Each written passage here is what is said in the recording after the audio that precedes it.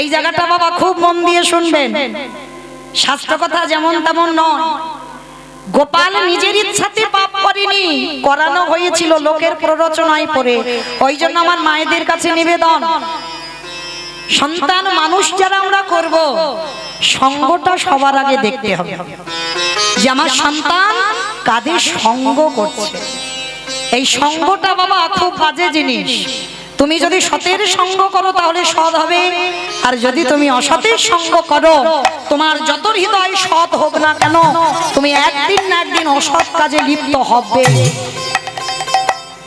আগে লক্ষ্য করতে হবে বাবা আমি সঙ্গ কার করছি। আর যদি বলেন বাবা এটা আমি বলে যাচ্ছি না, শাস্ত্রের দিকে একটু তাকিয়ে দেখেন, মিলিয়ে দিয়েছে তো। মহাভারতে পিতামহ ভীষ্ম, পিতামহ ভীষ্ম 12 জন বৈষ্ণবদের মধ্যে তিনি একজন বৈষ্ণব। মানে ভাবা যাচ্ছে যারা মহাভারত জ্ঞানী, যারা মহাভারত পড়েছেন তারা ভালো করে জানবেন এই পিতামহ ভীষ্মের চরিত্র যারা যারা শোনেন বা পড়েছেন, সারা মহাভারতে ওই ভীষ্মের মতো চরিত্র বাবা একজনেরও খুঁজে পাবে না। নিজে সংসারী নয়, কিন্তু বাবা কাঁধে করে সংসারে সব দায়িত্ব পালন করেছে। করেনি? নিজে সংসার করেনি, নিজের ভাইদের জন্য, নিজের বাবার সুখের জন্য, বিচিত্র বীর্যকে সুখ দেওয়ার জন্য নিজে বিয়ে করলো না। বাবার সুখের জন্য মাকে কথা দিয়েছিল, সৎ মাকে কথা দিল যে আমি কোনোদিন সংসার করব না। শুধু সংসারে নয়, আমি এই বংশের বড় সন্তান হয়েও আমি কোনোদিন সিংহাসনে বসবো না। কিন্তু মা, আমার বাবা যে তোমাকে দেখে ভালোবেসেছে, তাই আমি কথা দিলাম তোমার গর্ভে যে সন্তান হবে তারাই হবে যোগ্য উত্তরসূরি, আমি নয়। তাহলে ভালো করে ভেবে দেখেন বাবা, এত বড় ত্যাগ, যাদেরকে কোলে পিঠে করে মানুষ করেছে, কিন্তু সেই পিতামহ ভীষ্মকে 58টা দিন সরসজ্জায় পড়তে হলো। যার এত ভালো চরিত্র তাকেও কিন্তু বাবা সরসজ্জায় শয়ন করতে হলো। কেন? মনে রাখতে হবে কর্মফল কাউকে ছাড়বে না বাবা। ভগবান নিজে নিজেকে বলছে আমাকে আমি ছেড়ে দিইনি, আর জগতের মানুষ আমি কাউকে ছেড়ে দেব না। যার যেমন কর্ম তাকে ঠিক ঠিক তেমনই শাস্তি পেতেই হবে। ওই জন্য না প্রত্যেকের কর্মের উপর একটু নির্ভরশীল হবে যে আমি এটা ঠিক করছি না আমি এটা ভুল করছি। কোনদিন যেন ধর্ম থেকে অধর্ম হয়ে না যায়। তো আজকের পিতামহ ভীষ্ম 58টা দিন সরসজ্জায়, অত বড় বৈষ্ণব হয়ে, অত বড় ত্যাগী হয়ে, সংসারে থেকে বৈরাগ্য পালন করেও আজকে সরসজ্জায় কষ্ট পাচ্ছে। এই যখনই সরসজ্জায় কষ্টটা পাচ্ছে না, পঞ্চ পাণ্ডব থাকতে পারছে না।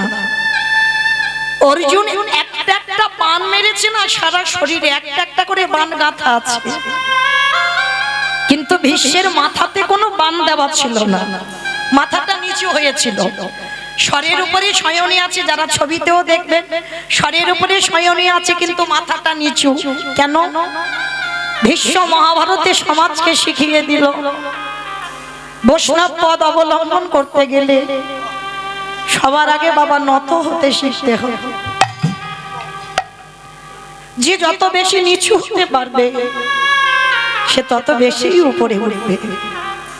মাথাতে কোনো তীর গাঁথা ছিল না, সব গায়ে, সব প্রত্যেকটা জায়গায় তীর গাঁথা।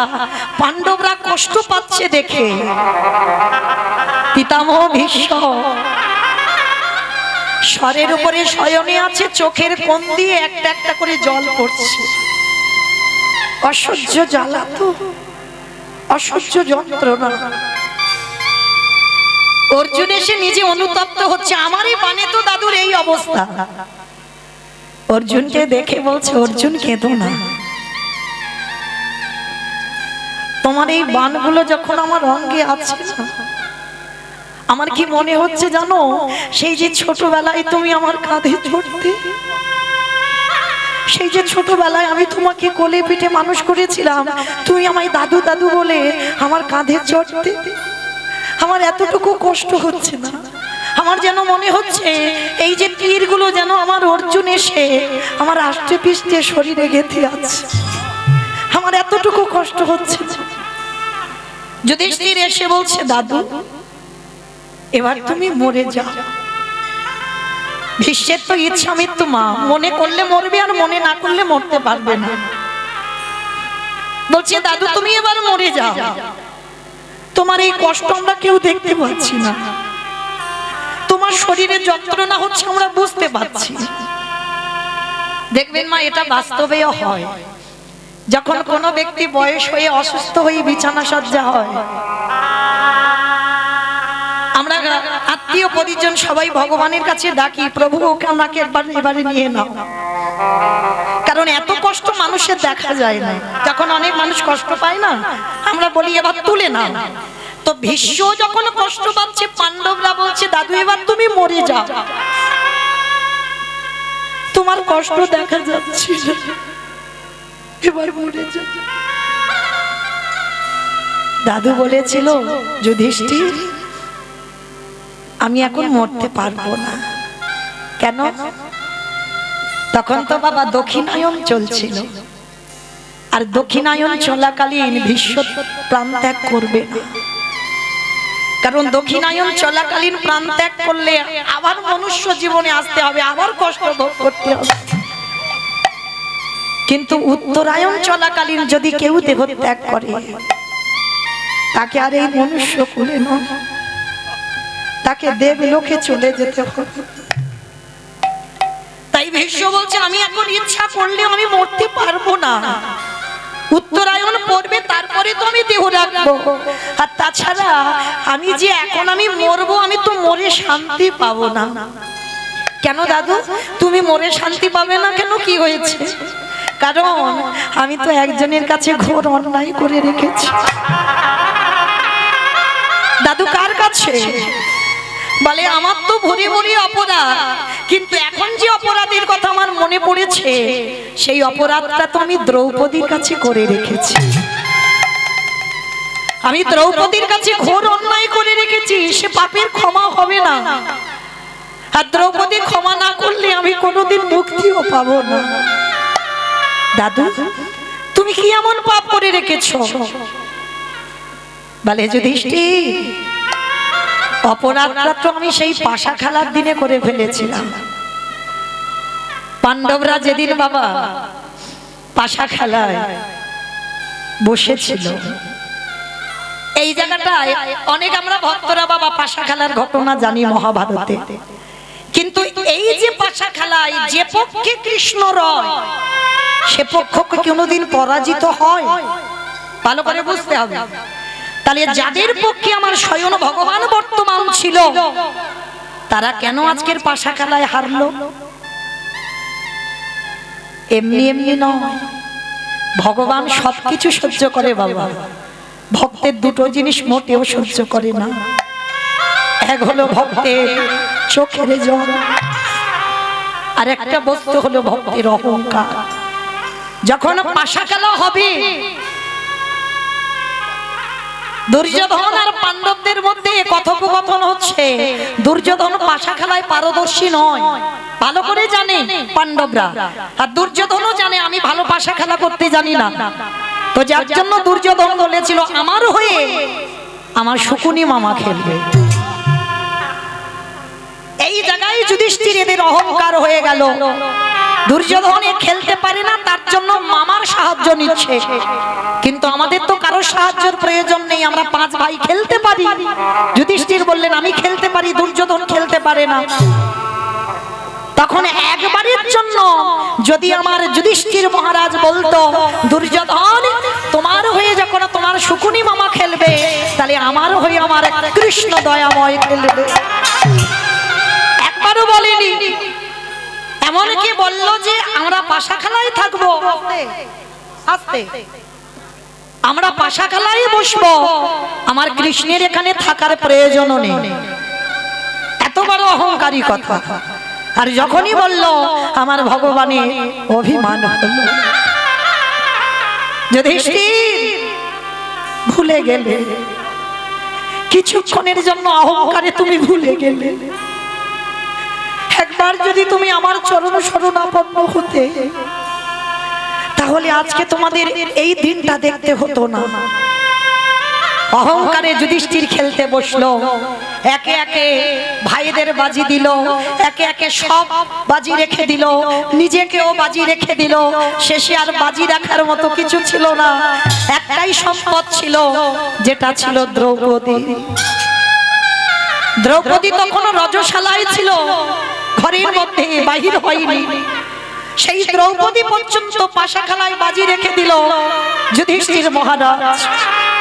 নিষেধ করেছিল চারবার, দাদা তুমি এটা করো না, এটা ঠিক নয়। কিন্তু বাবা পাশাখালায় এমন নেশায় ডুবে গেল, বাজি রেখে দিল ঘরের স্ত্রীকে। আর যখনই বাজি রাখলো হেরে গেল, কারণ ওদের পক্ষে তো আর কৃষ্ণ নেই, কৃষ্ণ বাইরে আছে, কৃষ্ণকে ওখানে রাখা ছিল না। হেরে গেল পাণ্ডবরা। আর দ্রৌপদীকে দুঃশাসন গিয়ে চুলের মুষ্টি ধরে টানতে টানতে আনলো। যখন টানতে টানতে আনছে, ওই কুরুসভার মাঝখানে দ্রৌপদীকে দাঁড় করিয়েছে। রথী মহারথীরা সবাই বসে আছে, দ্রোণাচার্য বসে আছে, পিতামহ ভীষ্ম বসে আছে, পঞ্চ পাণ্ডবরা দাঁড়িয়ে আছে। সবার মাঝখানে, কুরুসভার মাঝখানে দ্রৌপদীকে এনে দাঁড় করালো। দুর্যোধন আদেশ দিল, দাও ওই নারীর বক্ষের কাপড়টা টেনে খুলে দাও। করজোড় করে দ্রৌপদী কাঁদছে।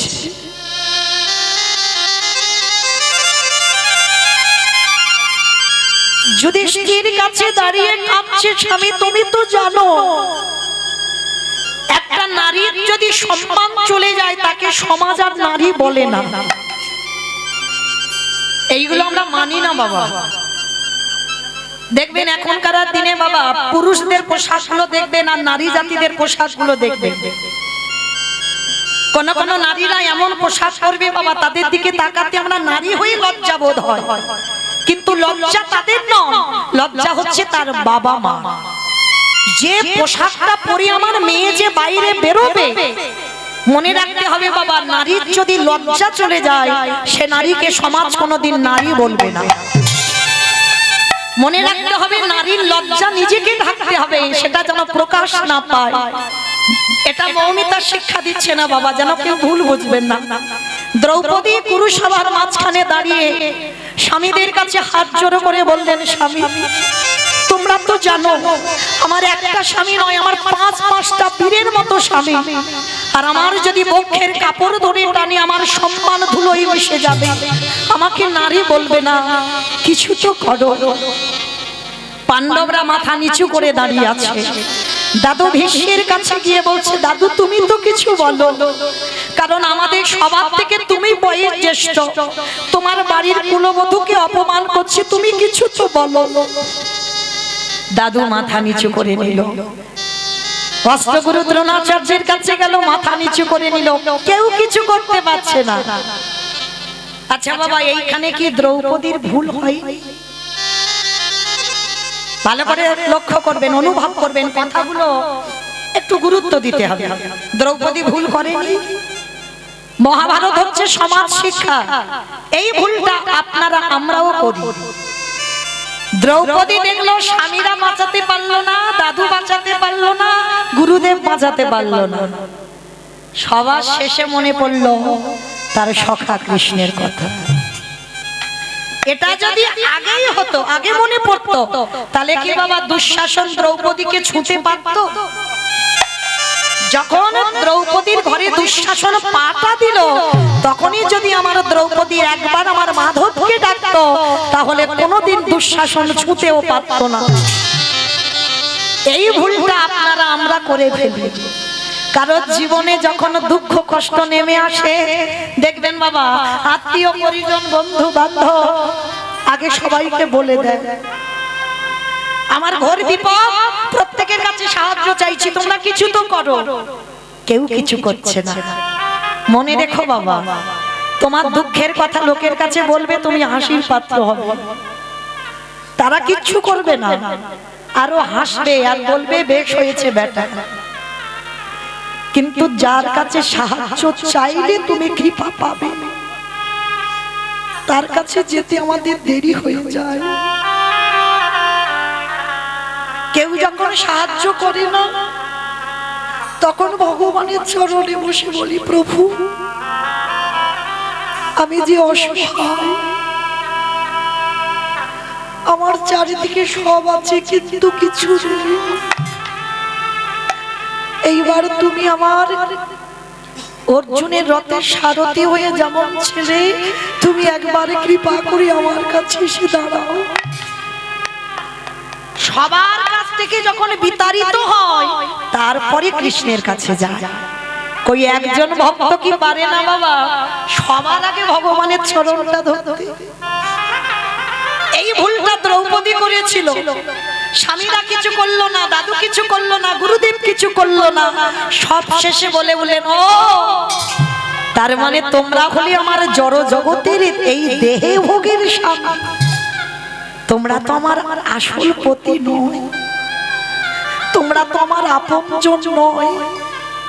আপনজন যদি হতে আমার এত বড় বিপদ তোমরা কিছু করতে পারছো না।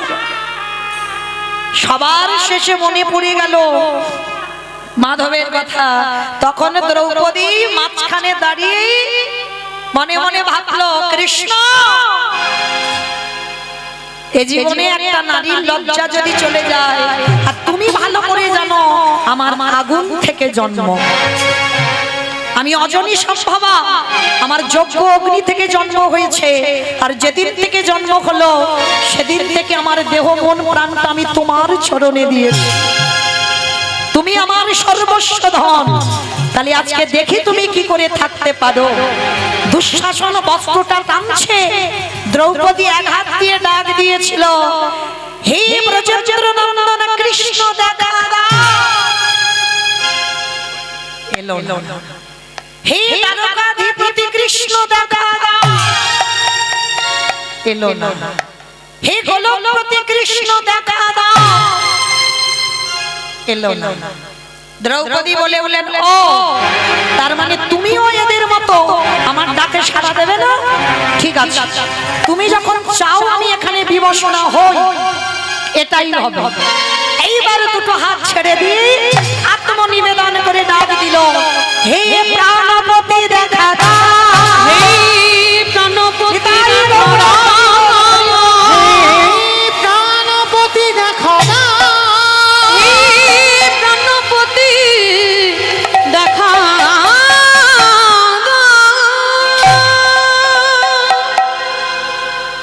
ভগবান তো রেডি হয়ে বসে আছে গো, ডাকার অপেক্ষা। সবার দরজায় আমার কৃষ্ণ দাঁড়িয়ে আছে, আমরা ডাকতে পাচ্ছি না, তাই আমাদের ঘরে এসে ঢুকছে না।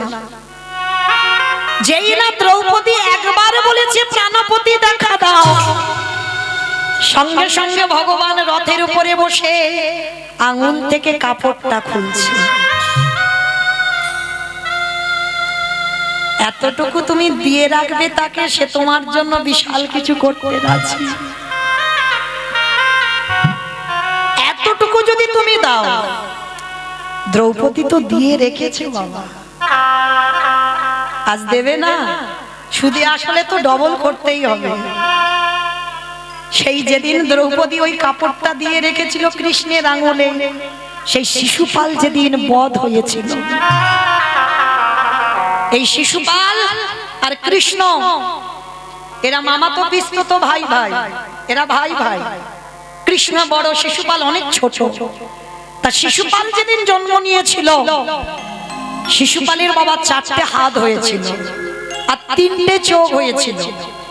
এই যে আমাদের একটা চোখ তো বাবা ঢাকা আছে, ওটা কুলকুণ্ডলী জাগরিত করলে তবে খোলা যায় গুরুচরণ আশ্রয় করে। কিন্তু শিশুপাল যখন জন্মায়, কপালে একটা চোখ দেখা যাচ্ছে আর 4টে হাত হচ্ছে। আচ্ছা বলো তো মা, কোন মায়ের যদি গর্ভে 4টে হাত নিয়ে সন্তান জন্মায়, 3টে চোখ যদি হয়, তাকে কি বলবেন? নারায়ণ এসেছে। নারায়ণ এসেছে, তাই তো?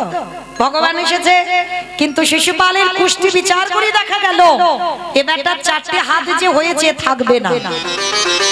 যার কোলে উঠলে ওর দুটো হাত খসে পড়ে যাবে, যার কোলে উঠলে ওর ওই কপালের চোখটা খসে পড়বে, সেই মারবে শিশুপালকে, আর তারই হাতে শিশুপাল বধ হবে। আচ্ছা বাবা, কোনো মা যদি এ কথা জেনে যায় তাহলে মা কি করবে? যত যত লোক ছিল সবার কোলে শুধু শিশুপালকে দিচ্ছে। একটু নাও না গো আমার ছেলেটাকে, মানে মা যাচাই করছে কার কোলে উঠলে দুটো হাত খসে যায় দেখে। মানে রাজ্যে যত যত লোক ছিল সবার কোলে শিশুপালকে দিয়েছে, কিন্তু বাবা কিছুতেই শিশুপালের হাত খসে যাচ্ছে না। এইবার কৃষ্ণ খবর পেয়েছে, বাবা সর্বের ঘাটের মালিক তো তিনি, খবর পেয়েছে আমার ভাই জন্ম নিয়েছে, আমাকে তো যেতেই হবে, আর আমি যদি না যাই ওর দুটো হাত তো খসে যাবে না। বলরাম দাদা কি বলছে, ও দাদা, দাদা গো চলো না, শুনলাম নাকি আমাদের একটা ছোট ভাই হয়েছে, চলো না একবার ভাইটাকে দেখে আসি। তা বলরাম বলছে ঠিক আছে কানাই, তুই যখন বলছিস চল দুজনে একবার দেখে আসি। তা যেই না শিশুপালের কাছে এসেছে, মানে কৃষ্ণ আকুপাকু করছিস শিশুপালকে কোলে নেবে, আর বলরাম বলছে খবরদার, তুই খুব দুষ্টুমি করিস, কোথায় ভাইয়ের হাতে পাতে লেগে যাবে, এমনিতে দুটো হাত না এক্সট্রা দুটো জুড়ে আছে, আর কোথায় বাবা হাতে পাতে লেগে যাবে তুই নিবি না, কারণ যদি তোর কোল থেকে পড়ে যায় অত ছোট বাচ্চা তুই নিতে পারবি না। ও দাদা আমাকে একটু দাও না, একটুখানি কোলে নেব, কিছুতে বলরাম দেবে না, আর ভগবান জেদ ধরে বসেছে আমি একটু নেব কোলে। তা শিশুপালের মা বলছে বলরাম, ও যখন এত করে কান্নাকাটি করছে মাইনা করছে, ঠিক আছে কানাই তুই এক জায়গায় বস, আমি শিশুপালকে কোলে দিচ্ছি। তাই এবার কৃষ্ণ বসেছে, হাই রে, যে বিশ্বের স্রষ্টা মালিক ভগবান, যে বিশ্বটাকে ধারণ করে রেখেছে, সে নাকি একটা বাচ্চা ছেলে শিশুপালকে নিতে পারবে না। ভগবান কি করেছে, বাৎসল্য প্রেমটা যেমন হয়, এইবার বসেছে, আর শিশুপালকে যেই না কোলে দিল সঙ্গে সঙ্গে কপাল থেকে চোখটা দুম করে মাটিতে পড়ে গেছে, আর দুটো হাত খসে অমনি মাটিতে পড়ে গেছে, আর যেই না পড়ে গেল সঙ্গে সঙ্গে পিসিমা কৃষ্ণের চরণে হাত জোড়ো করে বসেছে, একটু আর দেরি করেনি, হাত জোড়ো করে বলছে কৃষ্ণ কৃষ্ণ কথা দে বাবা, তুই তোর ছোট ভাইকে মারবি না। ও পিসি তুমি যে কি বলো না উল্টো পাল্টা, আমার ভাই তো ছোট, ওকে আমি মারবো কেন, আমি বড় দাদা। না কৃষ্ণ, আমার ছেলের কুষ্টিতে উঠেছে, যার কোলে উঠলে ওর দুটো হাত খসে যাবে, চোখটা পড়ে যাবে, সেই তো আমার ছেলেকে মারবে। দূর, তুমি জানো না ওকে ভুল ভাল বলে গেছে, তুমি বোঝো না। না কৃষ্ণ, আমার ছেলের কুষ্টিতে ভুল হয়নি, তুই কথা দে না বাবা। কৃষ্ণের হাতটা পিসিমার মাথায় দিয়েছে, কথা দে বাবা, আমার শিশুপালকে মারবি না। ওই যে মা প্রথমে বললাম আমার ভগবান একটু প্রেমের কাঙা, একটু ভালোবাসার কাঙা, যে একটু ভালোবাসবে ভগবান সারা জীবন তার হয়ে যাবে। হাতটা মাথায় দিয়েছি, ভগবান পিসিমার কান্না দেখে বলল পিসি তুমি কেঁদো না, আমি কথা দিলাম আমি ভাইকে মারবো না, তবে আমার ভাইয়ের 100টা অপরাধ আমি ক্ষমা করে দেব, যেদিন একাধিক হয়ে যাবে সেদিন কিন্তু আমি আর ক্ষমা করব না।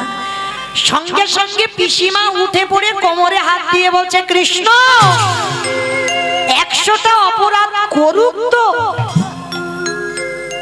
চমকে উঠলো ভগবান, পিসিমা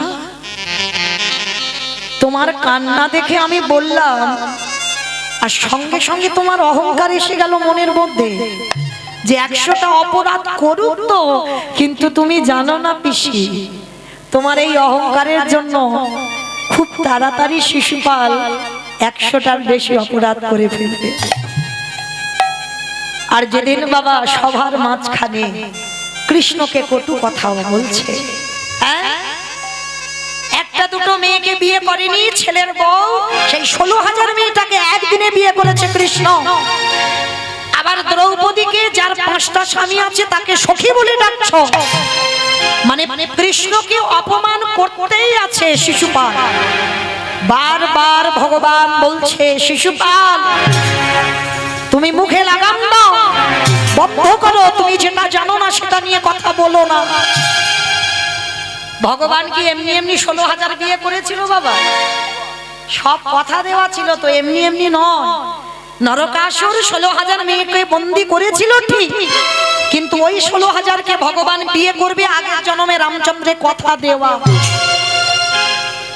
ও বললে বাবা সারা রাতে আর ঘুরাবে না, তাহলে আমার আর ঘরে যেতে হবে না, পরে কীর্তন আর হবে না। হরি বল। আবার দেখা হলে বলবো তাই হোক, যাই হোক এখান থেকে একটু যাই। তাই এইবার যেই না শিশুপাল অপমান করছে যে কৃষ্ণ তুমি 16,000 তোমার ছেলের বউ যাকে বিয়ে করবে বলে বন্দি করেছিল সেই ছেলের বউকে বিয়ে করেছো, আবার এই দ্রৌপদীকে সখী বলে ডাকছো, যার 5টা স্বামী আছে, সখী বলো কোন সাহসে? আবার নারীদের কাপড়গুলো চুরি করে তুমি গাছের ডালে ঝুলিয়েছো, তুমি কি মনে করেছো তোমার চরিত্র কেউ জানে না? অপমান করেই যাচ্ছে, করেই যাচ্ছে। ভগবান বলছে, শিশুপাল মনে রেখো, এই অপমান করতে করতে তোমার যেন পাপের ভরা পূর্ণ হয়ে না যায়। শিশুপাল বলছে, কৃষ্ণ আমি গুনে গুনে হিসেব করে রেখেছি, এখনো 100টা হয়নি। ভগবান হেসে উঠেছে, শিশুপাল কখন তোমার 100টার বেশি হয়ে যাবে, তুমি গুনতে গুনতে দিক বিদিক শূন্য হয়ে যাবে। আর এই কৃষ্ণকে অপমান করেই যাচ্ছে, করেই যাচ্ছে, করতে করতে বাবা যখনই একাধিক হয়ে গেল, সুদর্শন চক্রকে আহ্বান করে একেবারে শিশুপালের মস্তকটা ছেদ পড়ে গেল, মাথাটা মাটিতে। সবাই তাকিয়ে রইল শিশুপালের মাথার দিকে। শিশুপালের মাথাটা, দেহটা ছটফট ছটফট করছে। সবার লক্ষ্য ছিল শিশুপালের মাথার দিকে, কিন্তু সখী দ্রৌপদীর লক্ষ্য ছিল কৃষ্ণের আঙ্গুলের দিকে। মানে ভগবানের রোষানলে পড়েছিল তো, মানে ক্রোধ হয়েছিল, মানে এতটা ক্রোধে সুদর্শনকে আহ্বান করেছিল, আঙ্গুলটা কেটে গিয়ে রক্ত ঝরে ঝরে পড়ছে। মানে ভগবানের এত ক্রোধ এসেছিল শিশুপালের প্রতি। কেউ দেখতে পাচ্ছে না কৃষ্ণের রক্ত। দ্রৌপদী ওই রক্তটা দেখে থাকতে পারলো না, সবার মাঝখান থেকে ছুটে গিয়ে নিজের কাপড়টা ছিঁড়ে দিয়ে লজ্জা ঘৃণা ভয় সবকিছু ত্যাগ করে একেবারে ওই কাপড়টা নিয়ে কৃষ্ণের আঙুলে বেঁধে দিল। নিতাই গৌর প্রেমা, হরি বল হরি বল। আর যেই না আঙুলে বেঁধে দিল, ভগবান দ্রৌপদীকে হৃদয়ে ধরে বললেন, সখী তুমি আমায় এত ভালোবাসো, আমার আঙুলের একটু রক্ত তুমি দেখতে পারলে না, ছুটে এলে আমার কাছে, তোমার লজ্জা নিবারণ করা বস্ত্র ছিঁড়ে দিলে।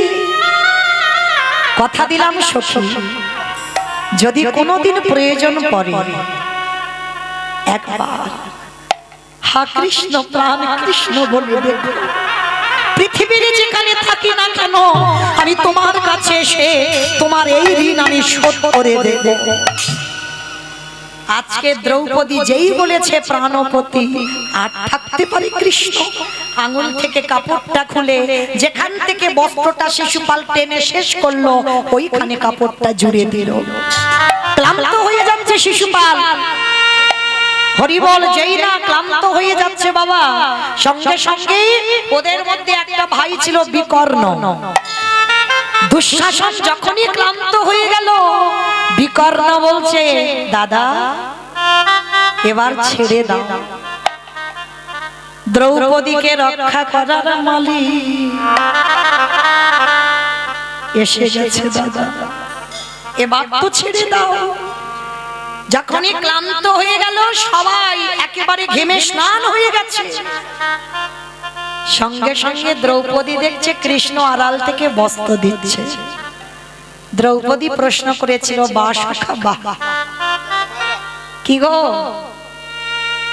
আমার সম্মান যখন ধুলোয় মিশে যাচ্ছে, আস্তে এত দেরি করলে কেন? ভগবান এসে বলছে, আমি দেরি করিনি, তুমি দেরি করেছো। আমি দেরি করব কেন? আমি তো সব সময় রেডি হয়ে আছি, ডাকতে পারোনি তাই আমি আসিনি। সখা আমি তিনবার ডাকলাম, তুমি তো এলে না। বলে সখী, তিনবার ডেকেছো বটে, কিন্তু কি বলে ডেকেছো বলো তো? বলে কেন? প্রথমে আমি বললাম ব্রজেন্দ্র নন্দন কৃষ্ণ দেখা দাও। হস্তিনাপুর কোথায় আর বৃন্দাবন কোথায়? টাইম লাগবে না আসতে? তারপরে কি বলেছো? হে দ্বারকাধিপতি কৃষ্ণ দেখা দাও। হস্তিনাপুর থেকে দ্বারকা 3 দিনের পথ, আসতে টাইম লাগবে না? তারপরে কি বলেছো? হে গোলকপতি কৃষ্ণ দেখা দাও। কোথায় হস্তিনাপুর আর কোথায় গোলক? টাইম লাগবে না?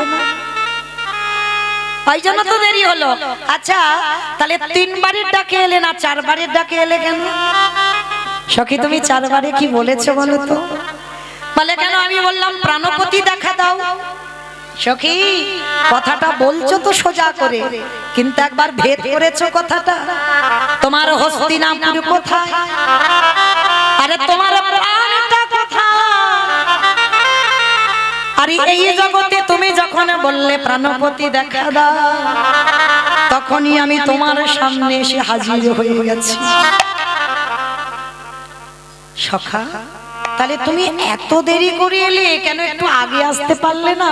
বলে সখী, যখন দুঃশাসন তোমার ঘরে ঢুকলো, কেন ভুলে গেলে আমার কথা? তোমায় বলে রাখলাম দ্রৌপদী, এই জগৎ সংসার মাঝে যে জনের বিষয়ে বৈভবে ডুবে, যারা কৃষ্ণ চরণ ভুলে যায়, এই জগতে তাদের দশা তোমার মতো হবে।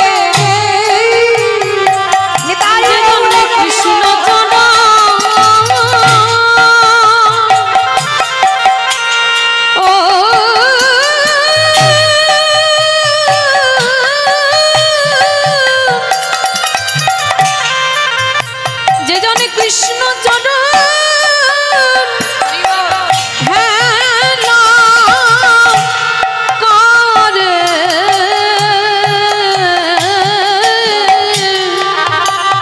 বলে তাদের দশা তোমার মতো হবে।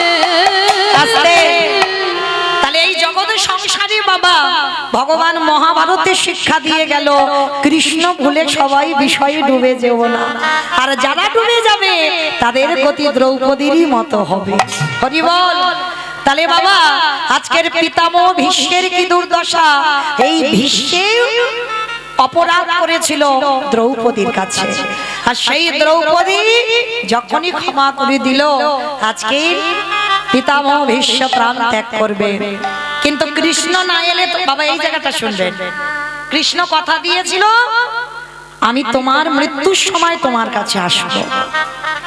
তা যেই না উত্তরায়ণ পড়েছে, ভগবানের ওদিকে সাড়া পড়ে গেছে, ভীষ্ম দেহ ত্যাগ করবে।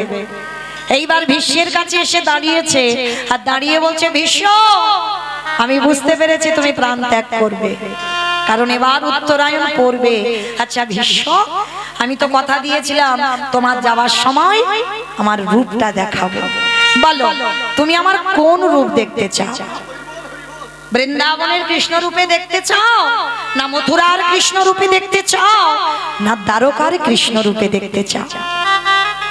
ভালো করে বুঝবে, কোন রূপে দেখতে চাও? 3টে জায়গার কৃষ্ণের কথা বললাম, বলো। তা ভগবান ভেবেছিল নিশ্চয়ই বলবে বাবা বৃন্দাবনের কৃষ্ণ, কারণ ওই গোপ বেশরে বেণুকর নব বৈশরে নটবর, কারণ জগতে যত যত ভক্ত আছে ওই রূপটাই তো দেখতে চায়, বৃন্দাবনের কৃষ্ণ রূপ। তা ভগবান আশা করেছিল নিশ্চয়ই ভীষ্ম ওই রূপটা দেখতে চাইবে। তা ভগবান নিজের উপরই বাবা বিশ্বাস করেনি, ভীষ্মকে বলছে বলো তুমি কোন রূপে আমায় দেখতে চাও? ভীষ্ম নয়ন জলে কেঁদে বললেন, কৃষ্ণ দয়াময়, তোমার রূপে যদি দেখাতেই হয়, আমার যাবার সময় সেই রূপে তুমি একবার দেখাইয়ে দাও। কোন রূপ? বৃন্দাবনের কৃষ্ণ না, আমি ওর রূপ দেখতে চাই না। তাহলে কি মথুরার যে আমি কংস নিধন করে রাজা হয়েছিলাম ওই রূপ না? ওই রূপ নয়। তাহলে কি দ্বারকার যখন রাজা হয়ে বসেছিলাম ওই রূপ না? ওমা, তাহলে আবার আমার কোন রূপে তুমি দেখবে? ও হে কৃষ্ণ দয়াময়, যদি একান্ত তুমি আমার রূপ দেখাতে চাও, ওই কুরুক্ষেত্রের রণাঙ্গনে ওই অর্জুনের সারথি হয়ে যেমন তুমি দাঁড়াইছিলে, ওই রূপে তুমি একেবারে আমার সামনে দাঁড়াও। ভগবান বলছে, হাই ভগবান, ওই রণাঙ্গনে ওই যুদ্ধক্ষেত্রে ওই রূপ কেন দেখতে চাচ্ছ ভীষ্ম? কৃষ্ণ, তুমি বুঝবে না ওই রূপের কি মাহাত্ম্য, কিন্তু আমি জানি ওই রূপটা কেন যাবার সময় দেখতে চাইছি জানো? ও হে কৃষ্ণ দয়াময়, সত্য যুগে দেখেছিলাম ভক্ত ভগবানের চরণ তলে বসে আছে, ত্রেতা যুগে দেখেছিলাম ভক্ত ভগবানের চরণ তলে বসে আছে, ওই বৃন্দাবনে যত যত ভক্ত দেখলাম সবাই ভগবানের চরণ তলে বসে আছে, কিন্তু কুরুক্ষেত্রের রণাঙ্গনে তোমাকে দেখে কি মনে হলো জানো? ওই আমার অর্জুন দাঁড়িয়ে আছে উপরে, তুমি তার নিচেতে ঘোড়ার লাগামে ধরে আছো, দেখে আমার কি মনে হলো জানো? আজ ভক্তির চরণে ভগবান বসে আছে, আমি ওই রূপে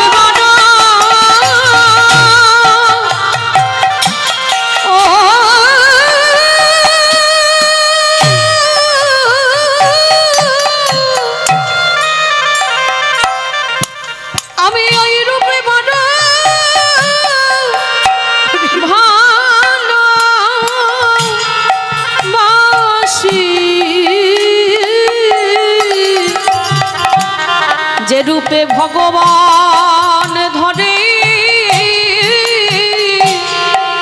ওই ভক্তের পায়ে, হে কৃষ্ণ দয়াময়, হে কৃষ্ণ দয়াময়, আমার এই জন্মে কৃষ্ণ ভজন হলো না, আবার যদি আমার কোনোদিনে জন্ম হয়, আমি যেন অর্জুনের মতো দাঁড়াতে পারি, তুমি যেন এই জগতের সংসারের মাটিতে এমনি করে ভক্তকে সারা জীবন রক্ষা করো। বলে শোনো শোনো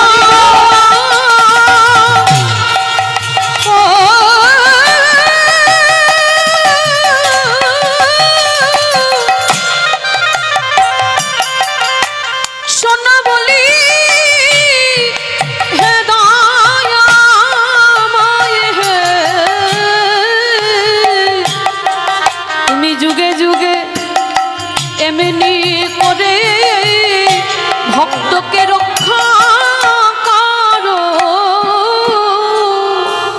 ভীষ্মকে হৃদয়ে ধরে বললেন, ভীষ্মদেব, এই কুরুক্ষেত্রের রণাঙ্গনে আমার যে রূপ, সেই রূপ তো কোনোদিন কেউ দেখতে চাই না, কিন্তু তুমি এত অনুভব করেছো, এত ভেদ করেছো, কিন্তু ভীষ্ম তোমার চরণে আমি জানাই রাখলাম, শুধু এ যুগে নয়, আমি যুগে যুগে আমি ভক্ত বড়,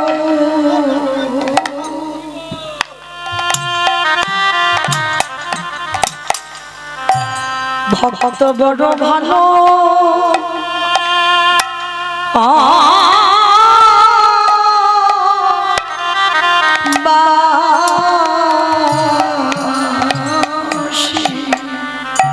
আমি যে ভক্ত ছাড়া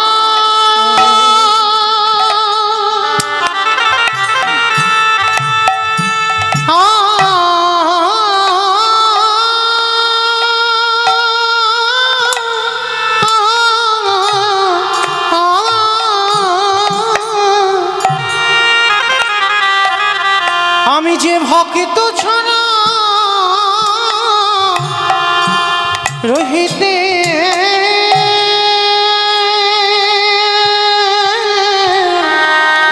না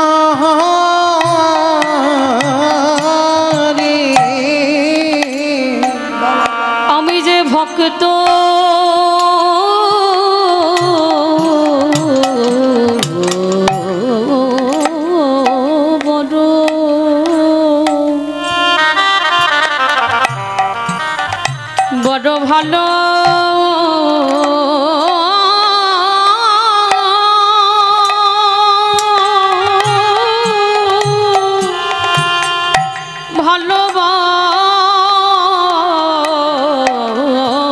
ভালোবাসি আস্তে। তাহলে সেই পিতামহ ভীষ্মের আজকে অন্তিম দুর্দশাটা এমনই হয়েছিল, আমাদেরও হবে মা, যদি ডাকার মতো ডাকা যায়, ভালোবাসার মতো বাসা যায়, যদি একবার কৃষ্ণ নামে কাঁদিতে পারো, আমাদেরও দর্শন হবে। ভগবানের কাছে একটা কথা জানিও মা, যদি এই দেহে প্রাণ থাকতে যদি দেখা না দাও, কিন্তু যেদিন আমার নিদানের সময় হবে, যেদিন আমার যাবার মাসি বেজে যাবে, হেদায় আমার এই পাপী তোমার দরজায় দাঁড়াইয়ে থাকবে, তুমি আমার হাতে ধরে ভব নদী পারে করিও, তুমি পারের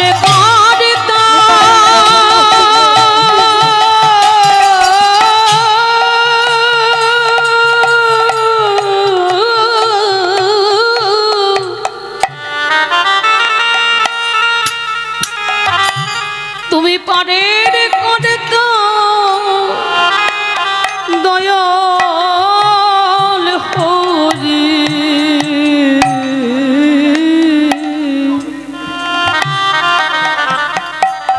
সেদিন হাতে ধরে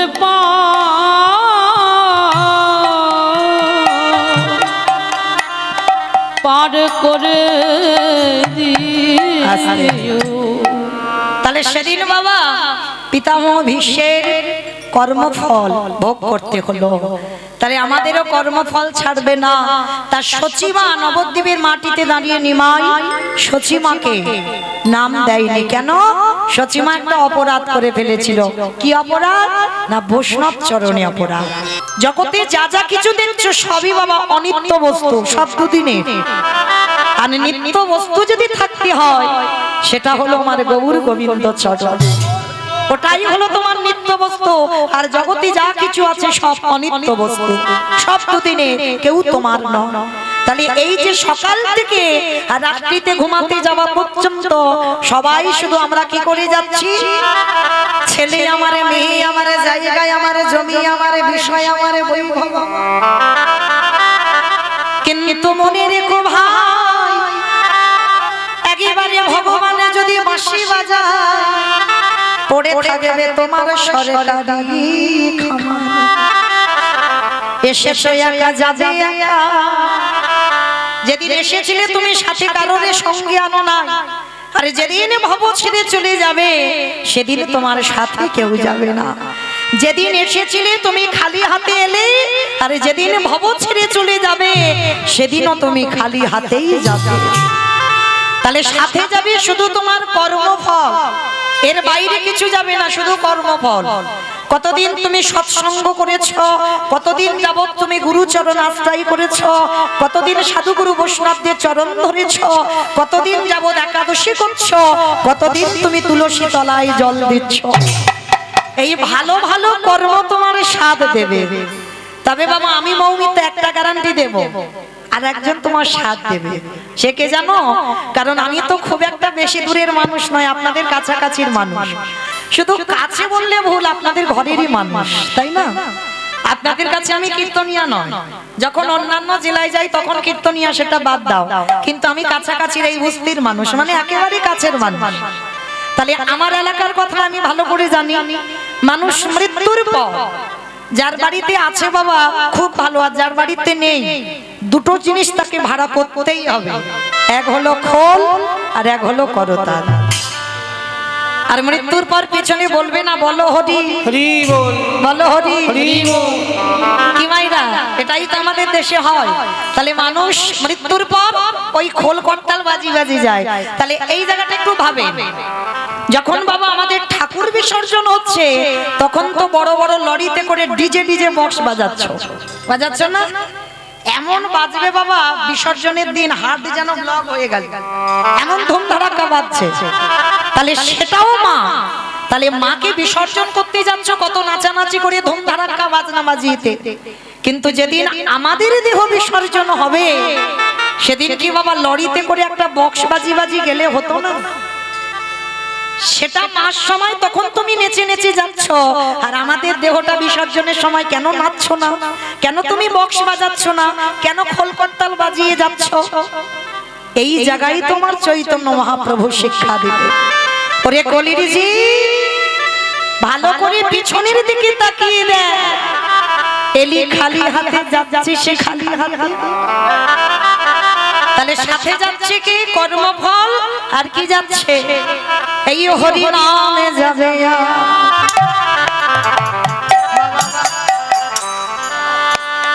আমাদের পচা দেখো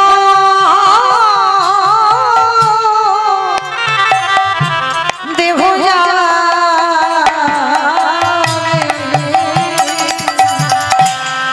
যেদিন ভববারে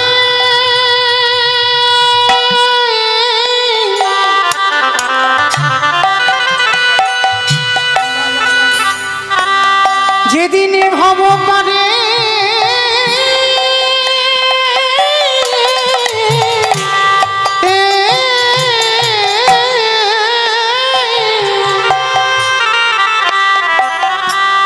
যেদিন ভববারে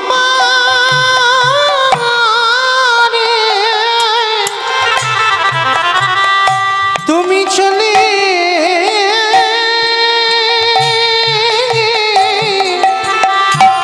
চলে যাবে,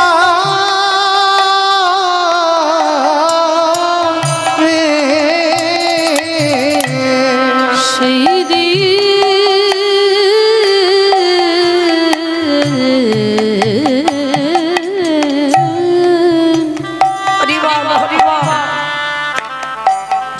সেই দিন নামে যাবে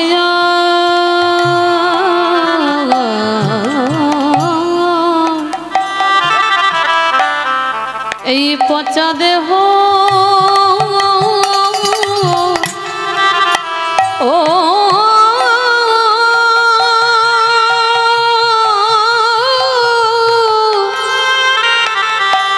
দেহ যাবে,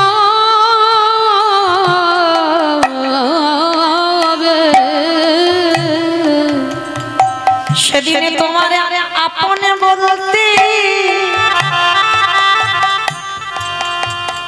ও ভাই কেহ থাকবে না।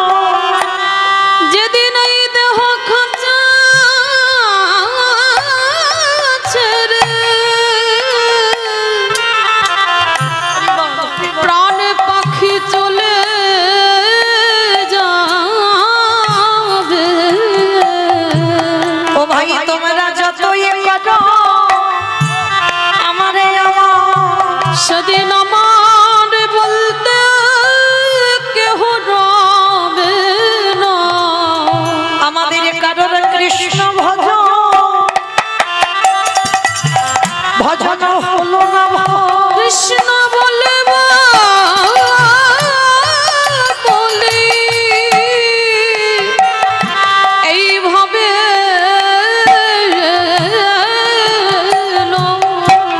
হৃদয়ময় আমি পারি ঘাটাতে আমি দাদাই রইল। এবারে পারে কাঁদো হে দয়াল হরি, আমার হাতে ধরে তুমি নিয়ে চলো। আমি মায়া মাঝি আছি পরি। দয়াময় আমার মতো পাপী হারি গুলো তুমি পতিতে পাবন নাম ধরেছ, যেন চরণে সদা করুণা দয়া।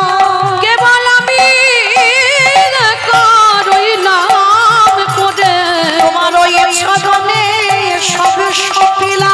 আমার দেহ মন প্রাণ জীবন যৌবন যেন চরণে ছাড়া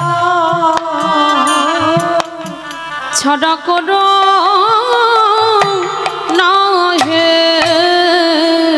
আস্তে ভাই ইউটিউব করছো, নিবেদন বারবার ছুটোছুটি করো না, এক জায়গায় বসো, কথা হচ্ছে তোমাদের অনেক। হরি বল।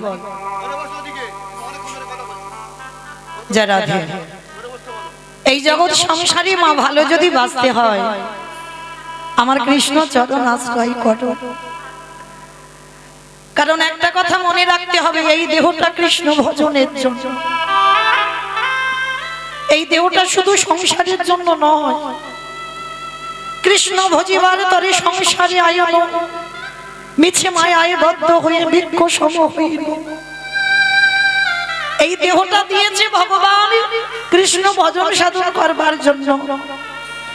কারণ মনে রাখতে হবে মা, ভগবানের মতো আপনজন তোমার আর কেউ হবে না। অনেক অনেক মায়েরা একটা কথা বলে, কেন আমার মা আমায় সব থেকে বেশি ভালোবাসে। বলে না, তোমার মা যদি সব থেকে বেশি ভালোবাসতো, ভালো করে লক্ষ্য করবেন আমার কথাটার দিকে, একটু খেয়াল করবেন। এই যে আমরা বলি মায়ের ঋণ শোধ করা যায় না, আমি বলি বাবা যায়, কিন্তু একজনের ঋণ জীবনে শোধ করতে পারবে না, সেটা আমার ভগবান। যদি বলো কেন, আমিও একজন মা। এখানে যতজন আমরা মা হয়েছি তারা প্রত্যেকটা মা বলতে পারবো, সন্তান গর্ভে 5 মাস বয়স হয়, মাতৃস্তনে দুগ্ধ আসে। তাহলে কি মা ওটা মা নিজে নিজে তৈরি করলো? মা যদি নিজে করতে পারতো, তাহলে একজন মাকে গর্ভে সন্তান আসবার আগে বলে দেখো তো পারে কিনা? করতে পারবে না। তাহলে মা নিজে তৈরি করলো না, তাহলে গ্রাম প্রতিবেশী আত্মীয় পরিজন এসে স্তন দুগ্ধটা দিয়ে গেল? দিল না তো। তাহলে দিল কে? না বিশ্বের শ্রেষ্ঠ মালিক ভগবান। তাহলে একদিনের একটা বাচ্চা সে জন্ম নিয়ে কি খাবে তার ভাবনা তার বাবা ভাবেনি, গ্রাম প্রতিবেশী ভাবেনি, মা ভাবেনি, আত্মীয় পরিজন কেউ ভাবেনি।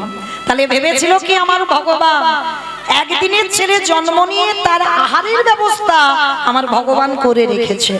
স্তনদুগ্ধটা যে কিভাবে তৈরি হবে, কতটুকু মোটা, কতটুকু পাতলা, কতটুকু লবণ, কতটুকু মিষ্টি, কতটুকু টক, কতটুকু তিতো দিলে তবে একদিনের একটা শিশু সন্তান খাবে, তার ভাবনা কোনো বৈজ্ঞানিক ভাবেনি, ভেবেছিল আমার বিশ্বের স্রষ্টা মালিক ভগবান।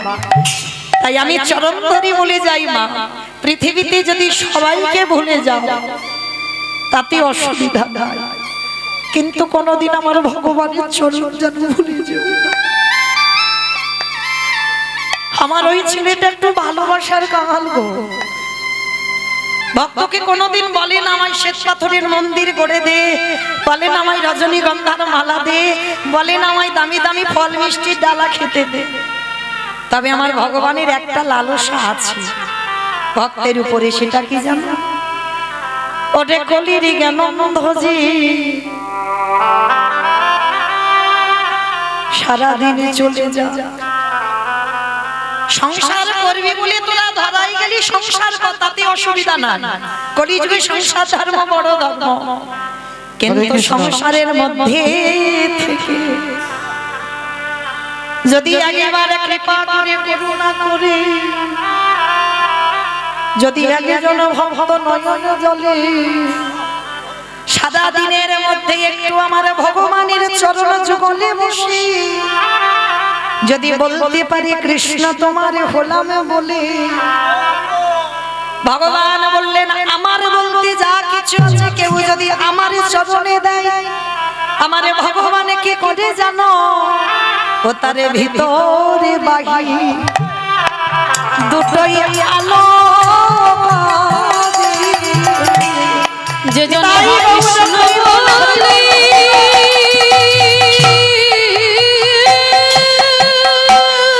হরে কৃষ্ণ হরে কৃষ্ণ হরে কৃষ্ণ।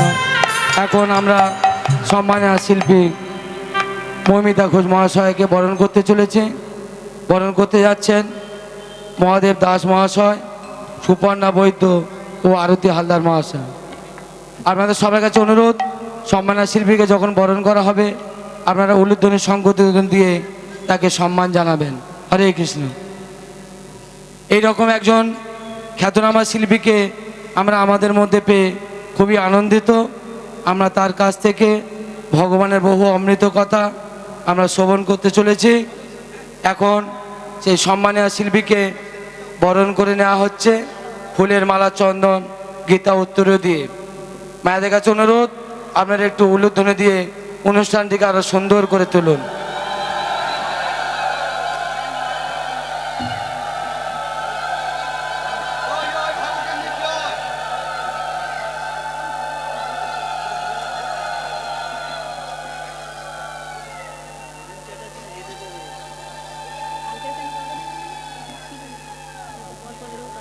মাননীয়া মৌমিতা ঘোষ মহোদয়া এই মাটির সন্তান।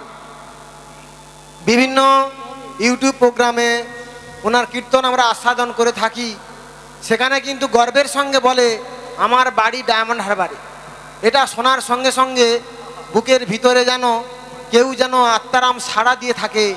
সেই মাননীয়া মৌমিতা ঘোষকে আমরা পেয়ে অভিভূত, এবং এই রূপ শিল্পী এই ডায়মন্ড হারবারের মাটি থেকে তৈরি হয়েছে, আজ মহিরু রূপ লাভ করেছে পরম প্রেমময়ের কাছে। তার জন্য আরও শুভাশিস আমরা প্রার্থনা করছি, যাতে এই ডায়মন্ড হারবার মৃত্তিকাকে তিনি আরও গৌরবান্বিত করে তুলতে পারেন। হরে কৃষ্ণ।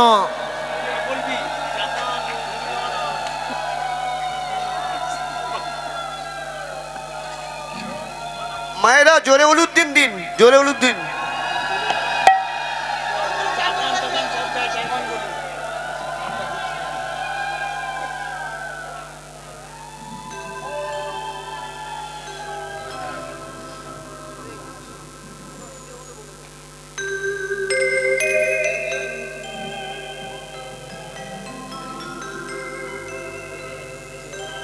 উলুধ্বনি, উলুধ্বনি।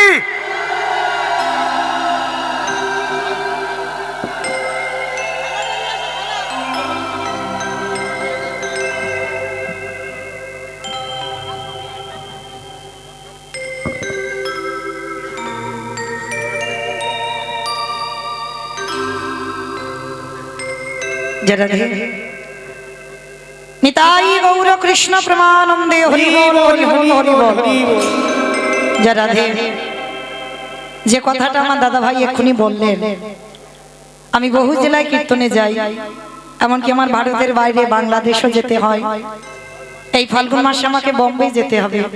তো যাই হোক, যেখানেই যাই না কেন, উত্তরবঙ্গে দার্জিলিং, জলপাইগুড়ি এগুলো তো আছে, তো যেখানেই যাই না কেন আমাকে একটা জায়গায়ই নাম বলতে হয়, আমি এই ডায়মন্ড হারবারের মানুষ। তো যত যত ইউটিউবে শুনবেন, আমি আমার কুস্তির নাম কোনো জায়গায় বলা নেই, সব জায়গায় বলা যে আমি এই ডায়মন্ড হারবারের মানুষ। তো আজকে আমার জনম ধন্য যে সেই ডায়মন্ড হারবারের মাটিতে আপনাদের ভক্ত চরণ ধুলা, আপনাদের মাটিতে আমি বড় হয়েছি। আর সেই বড় হতে হতে তবে বাবা এত বড় এত দূরে চলে যাইনি যে আমার মাটির কথা আমি ভুলে যাব।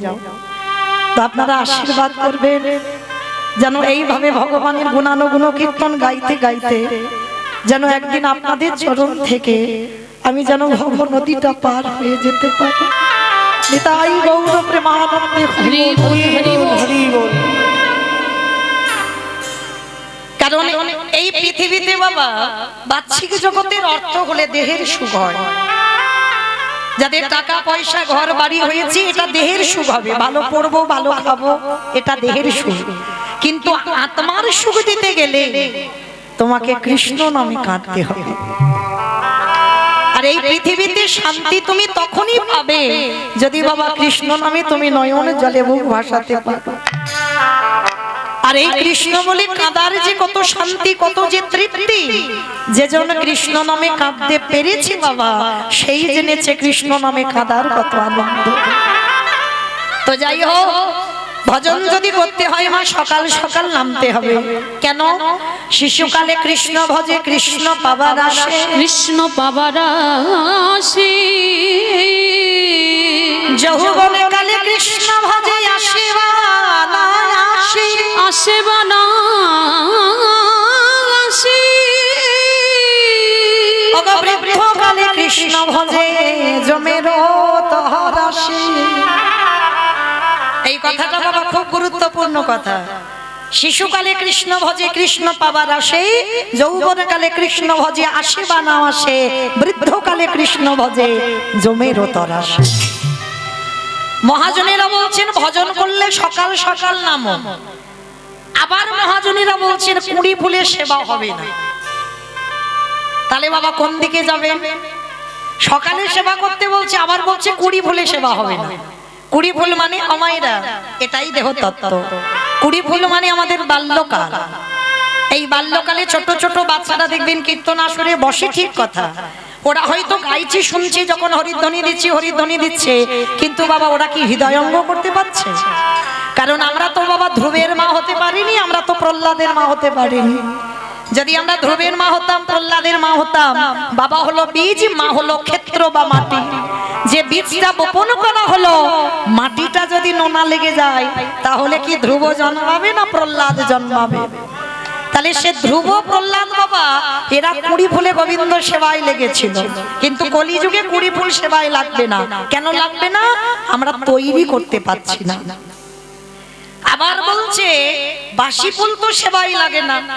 কি মায়েরা, গাছ থেকে যে ফুল কালকে ফুটেছিল আজকের পড়ে গেছে, সে ফুল গোবিন্দ চরণে দিতে পারবে? তাহলে দেহতত্ত্বে বাসি ফুল কোনটাকে বললো? দন্ত পড়ে যায়, কেশ পেকে যায়, চামড়া গুলো আলগা হয়ে যায়, এই সময়টাকে বলছি বাসি ফুল।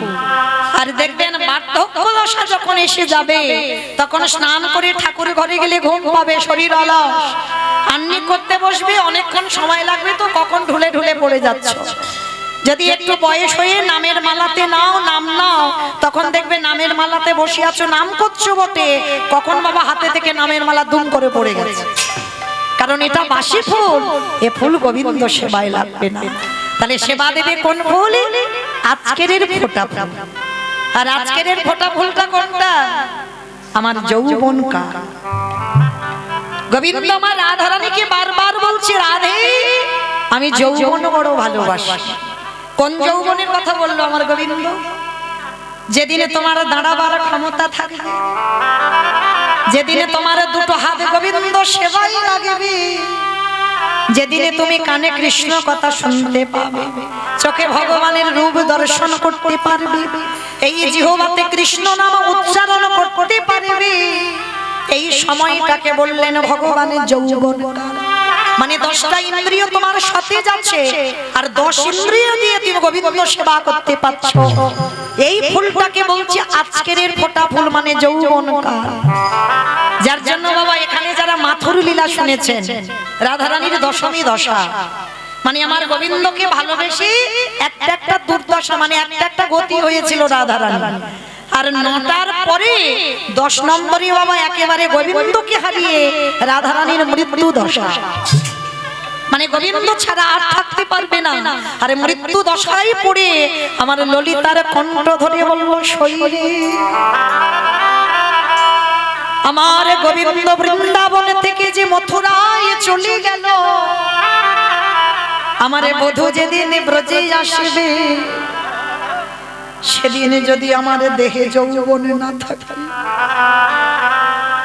বলে বলে ললিতা রে, আমারে গোবিন্দ যেদিন ব্রজে আসবে, সেদিন আমার দেহে যদি যৌবন না থাকে, বলে বলে কি দিয়ে গোবিন্দ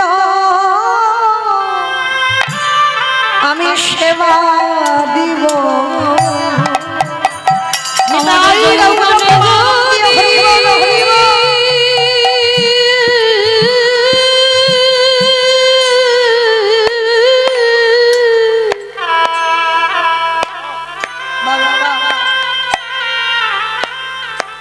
আমার এই যৌবন যদি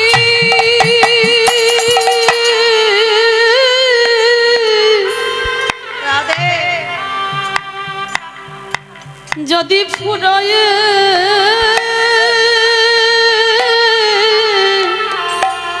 গেল,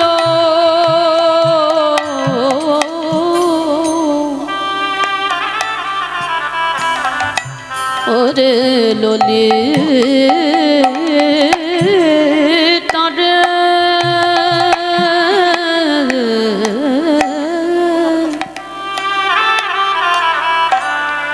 আমি কি দিয়ে গোবিন্দ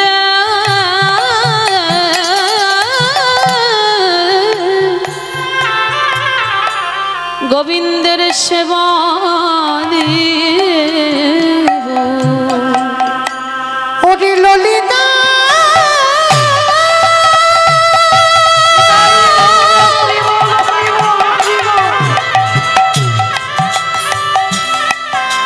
ওরে মরা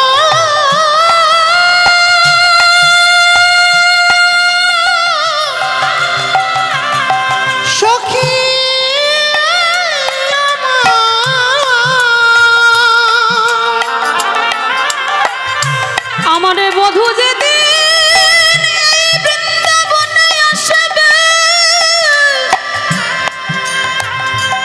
আমার এই দেহের যৌবন যদি যদি ফুরায়ে যায়, আমি কি দিয়ে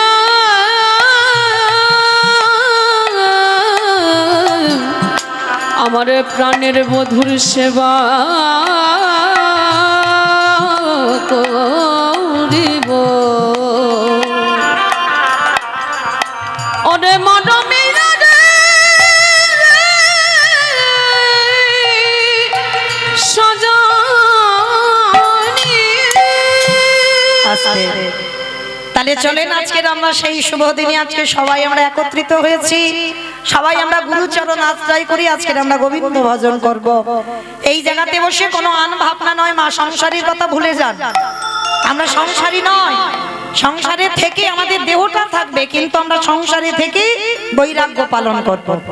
কারণ কলিযুগে তো বাবা সন্ন্যাস নিষিদ্ধ, তাহলে সংসারে থেকে সন্ন্যাসী হওয়া যায়, সংসারে থেকেও বৈরাগ্য পালন করা যায়। কিরকম শিখে নাও না, সংসারে থেকে বৈরাগ্য কি করে পালন করবেন। যেদিন তোমার জিহ্বার লালসা চলে যাবে, রবিবার এলে যে মাংসের ঝোল ভাত খেতে হবে না, এগুলো আর থাকবে না। কোন রকমে একটু পেটটা ভরার মতো আলু সিদ্ধ অন্ন হলেই হবে, প্রাণটা বাঁচাতে হবে। কলির মানুষ তো অন্নগত প্রাণ, একটু অন্ন দিতে হবে। তাহলে যেদিন তোমার জিহ্বার লালসা চলে যাবে, সেদিন তুমি জানবে তোমার জিহ্বার বৈরাগ্য হয়ে গেল। যেদিন তোমার এই নয়ন শুধুমাত্র সাধুগুরু বৈষ্ণব চরণ আর ভগবানের চরণ ছাড়া আর কিছু দেখতে ভালো লাগবে না, সেদিন বুঝবে তোমার নয়নের বৈরাগ্য হয়ে গেল। যেদিন তোমার কর্ণ আজে বাজে কথা শুনতে চাইবে না, সর্বদা কৃষ্ণ নাম শাস্ত্র আলোচনা ছাড়া আর কিছু ভালো লাগবে না, সেদিন তোমার কানের বৈরাগ্য হয়ে যাবে। যেদিন তোমার অঙ্গ স্পর্শ থেকে চলে যাবে, তোমার দেহেতে কোনো পুরুষ স্পর্শ করলো না নারী স্পর্শ করলো তুমি অনুভব করতে পারবে না, সেদিন তুমি জানবে তোমার দেহের বৈরাগ্য হয়ে গেল। আর যেদিন তোমার মন সকল চিন্তা থেকে দূরীভূত, আজকের চিন্তা করবে আমি কৃষ্ণ ভজন করব, যে কালকের কি খাবো ওই চিন্তা নয়। যেদিন তোমার মন সকল চিন্তা থেকে দূরীভূত হবে, সেদিন তুমি জানবে তোমার মনের বৈরাগ্য হয়ে গেল। তাহলে সেদিন তুমি বুঝতে পারবে তুমি সংসারে আছো বটে, সংসারে থেকেও তুমি বৈরাগ্য পালন করেছো। বিষয়ের অনাসক্তি মানে কোনো আসক্তি নেই কোনো বিষয়ের প্রতি। তো আজকে চলো আমরা সবাই যখন একত্রিত হয়েছি, কোনো ভাবনা নয়। আর এখানে নারী পুরুষ নিচু জাত উঁচু জাত এটাও নয়, আমাদের একটাই জাত, নারী পুরুষও নয়, আমরা সবাই হলাম কৃষ্ণ চরণের দাস। চলেন আমরা কৃষ্ণ দাস হই, নবদ্বীপের মাটিতে গিয়ে দেখব সত্যতে নারায়ণ, ত্রেতাতে রাম, তারপরে কৃষ্ণ, আর কলিতে হলো গৌরাঙ্গ। আর প্রভু যেদিন এলো নদী আয়, ভাবটা কেমন, আজ নদী গা উদয়গিরি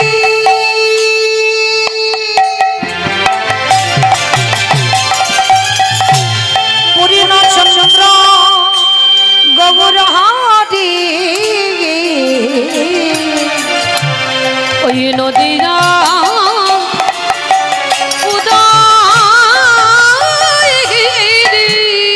আস্তে। আমাইরা একটা কথা বলে নি, ঝগড়া করতে গেলে প্রথমে করে নামা ভালো। মাঝ রাস্তায় যদি করি তাহলে তো মারামারি হবে। তাহলে কীর্তন শুনতে গেলে প্রভুর জন্য একটু কাজকর্ম করতে হয়। আমার কাজগুলো কি কি জানো তো? দিনের বেলা এখন বিকেল বেলা নাকি ঘুমাবে, সেটা রাত হলে নয় হতো, বলে আবার গল্প করবে। এইখানে ডায়মন্ড হারবারের মানুষ গল্প করে। তাহলে এখানে আমরা বসে তিনটে কাজ করব, সেটা আমার ভগবানের জন্য কাজ হবে। শঙ্খধ্বনি, উলুধ্বনি, আর যাদের যাদের হাতগুলো এসেছে, যাদের আসেনি বলবো না, কি মা সবার এসেছে তো? কি বাবা এসেছে সবার? যাদের এসেছে কই একবার দেখান। নিতাই গৌর প্রেমানন্দে হরি বল হরি বল। বাহ, চলো দেখি সবাই একবার উলুধ্বনি দাও দেখি একটু প্রেম সে। আজ নদী গা উদয়গিরি আমার গোনালি গুনা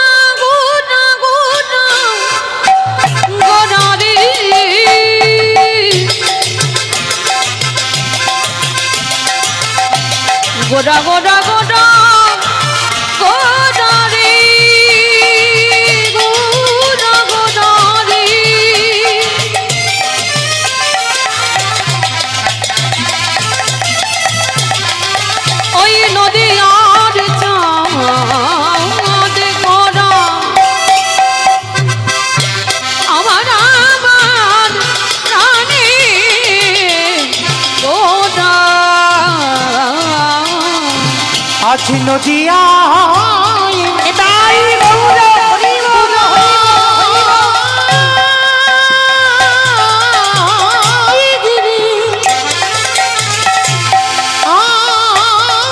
হরি পূর্ণচন্দ্র গৌরী হরি আজ কৃপা করি হইল উদয়। আজ কৃপা করে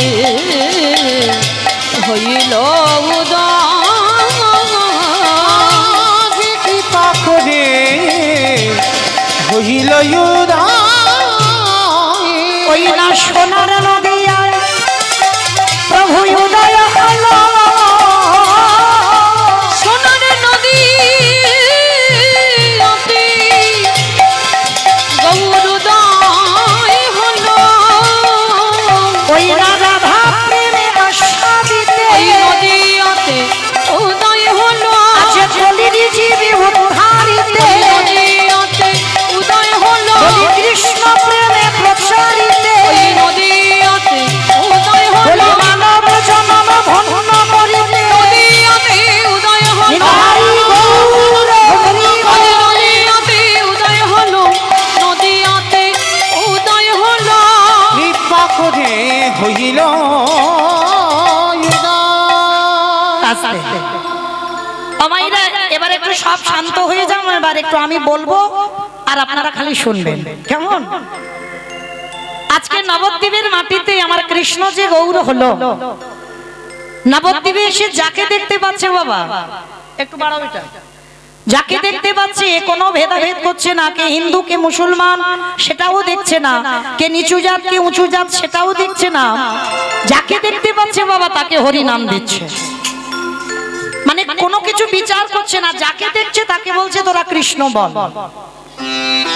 কিন্তু সবাইকে বলতে বলছে, শুধু একজনকে একজনকে বাদ দিয়ে রেখেছে, সেটাকে যেটা হলো বাবা শচী ঠাকুরানী। একবারের জন্য ভগবান নিজের মাকে হরি নাম করতে বলছেন। তা দাদা নিতাই চাঁদ প্রশ্ন করছে, ভাই তুই সবাইকে বলছিস হরি নাম করতে, কিন্তু একবারের জন্য আমাদের মাকে হরি নাম করতে বলছিস না কেন? বলে দাদা আমি যে হরি নাম করতে বলবো, এই জগতে কেউ যদি আমার কাছে পাপ করে আমি ক্ষমা করে দিই। এই জায়গাটা খুব মন দিয়ে শুনবেন মা। ভগবান বলছে আমার কাছে যদি কেউ অন্যায় করে আমি ক্ষমা করে দিই, কিন্তু এক জায়গায় যদি কেউ ভুল করে ফেলে আমি জীবনে তাকে ক্ষমা করি না, যতক্ষণ না সে তাকে ক্ষমা করছে। তা নিতাই চাঁদ বলছে, ভাই কে সে ব্যক্তি? বলে শোনো দাদা, যে ব্যক্তির কাছে অপরাধ করলে আমি ক্ষমা করতে পারি না, সেটা হলো বৈষ্ণবের বাড়িতে যদি হয় ক্ষুদ্র অপরাধ, ক্ষুদ্র অপরাধ মহা মহা ভজনেতে পড়ে যায় বা করে যায় বা বৈষ্ণব দেখে যে বানানো হয় মুন্ডু, নানগায়ে মুন্ড তার মুন্ডু পড়ে যায় নরকের কুণ্ডু। নরকের কুণ্ড। বৈষ্ণব অপরাধে করে দিবা গঙ্গা স্নানে যা, গঙ্গা স্নানে যা পতিত পাবনী গঙ্গা তারে রেখে দূরে সরে যা। দূরে সরে যা। আস্তে